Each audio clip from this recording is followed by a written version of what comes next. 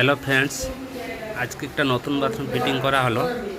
এর মধ্যে আছে হ্যাঙ্গিং কমোড আছে আর কমোড শাওয়ার আছে, আর ওর মধ্যে আপনার ডাইভার্টারও লাগানো আছে।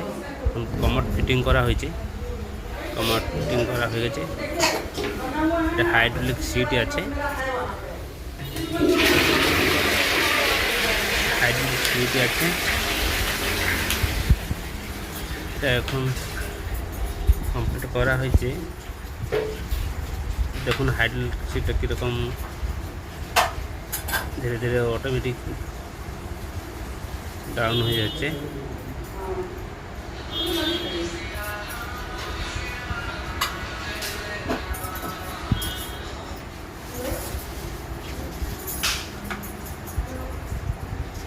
ডাইভার্টার কমপ্লিটে লাগানো হয়ে গেছে।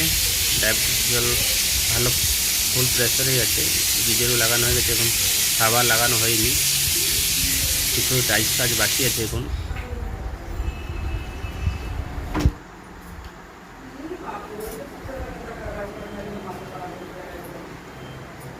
এদিকে এখন টেবিল টপ বেসিন বসানো হয়নি, বসানো হবে।